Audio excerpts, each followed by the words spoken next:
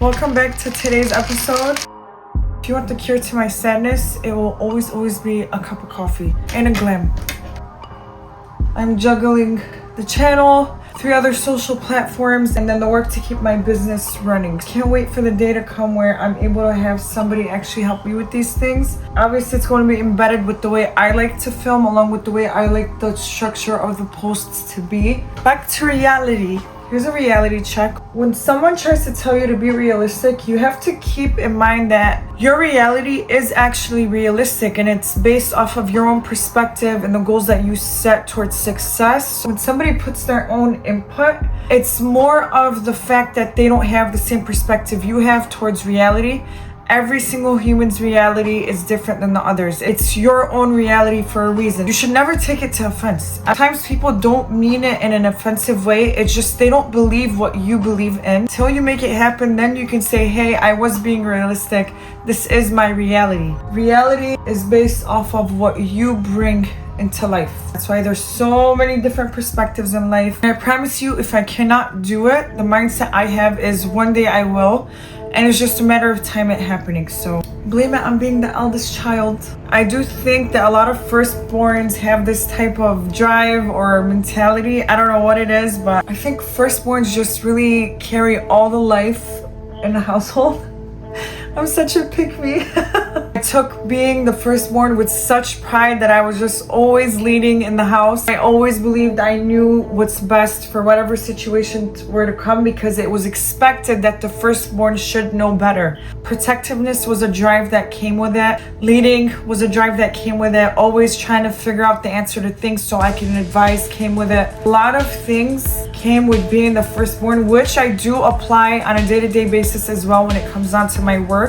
Mind you, I am the firstborn of the firstborn of the firstborn. When I found that out, I was extremely happy. I was like, what? My grandfather's actually the firstborn too? And it made sense because when I was growing up, he was already passed away. I didn't really get to meet him and I really wish I did. They used to always say that he used to carry my picture in his pocket. So let's change the topic. I'm making it sad. In about 2 months and 2 weeks, it will be my first year of pushing through real estate and making sure I do succeed. Your first year is actually the most difficult. I threw myself into the most difficult situations. Even if I was not going to get an opportunity out of it, I literally told myself, I need to figure out what this means now because if it's 5 years down the line, I'm only holding myself back. That was the last thing I wanted because I'm the type of person, I like to get things done quickly. Time matters and it counts and it plays a really big role in what you do. I put myself in the buyer's perspective and understand what questions might be asked because I did want to specialize with listings. So I was like,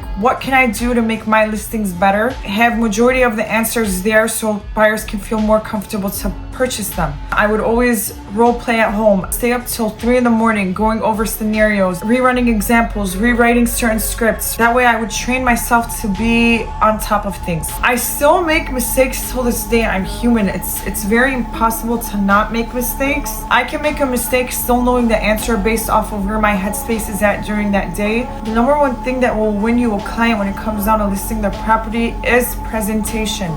The way you're dressed, the way you speak, the way you first meet them, because first impressions are always most important. If your first impression does not leave a strong mark on this client, along with it ensuring that you are the one they would hire and they would call to get their property sold, you need to fix your presentation. The way you dress says a lot. Now, a lot of people might agree with this saying, a lot of people might not. It doesn't always mean if you're professionally dressed that you are the smartest in the room, but you want to be the smartest in the room and best dressed and most confident.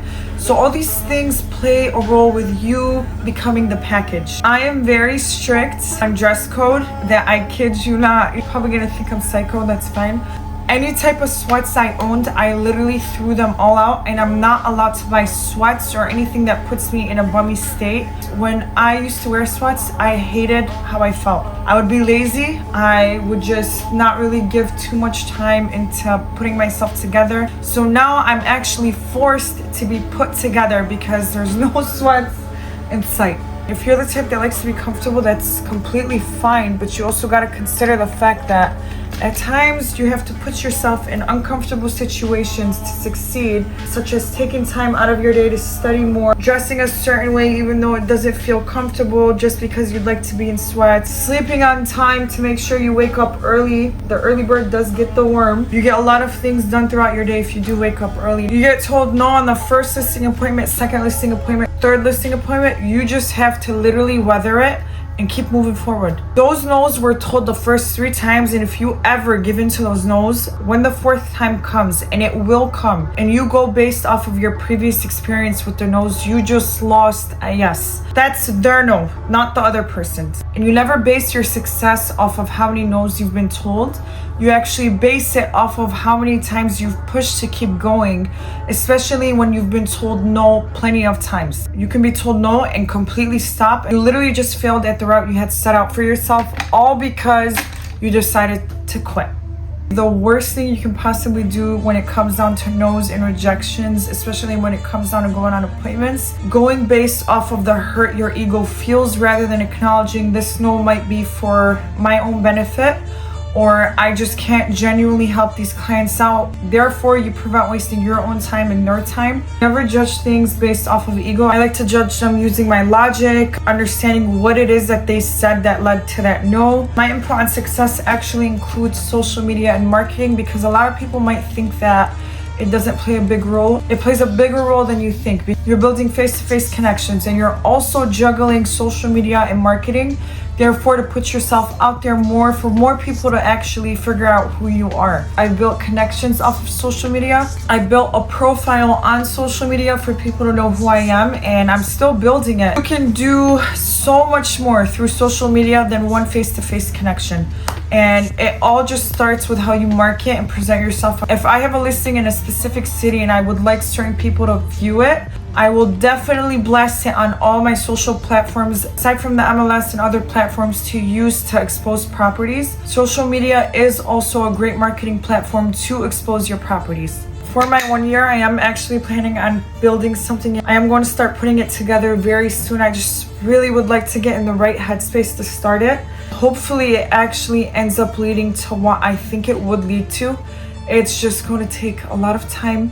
I need somebody to help me bring my vision to life when it comes down to social media. Speak with clarity with your clients. Be very straightforward with them regarding the process you put your listings through, the work ethic you've built, everything of that sort, because when you speak with clarity, it gives them a better understanding. It avoids you actually over-explaining yourself. If I have to continuously over-explain, I kid you not, I will not speak. And I just remove myself from the situation, whether it's an appointment or whatever the case may be, because it gives me an understanding it's not really going anywhere, especially down the route I would like it to go through.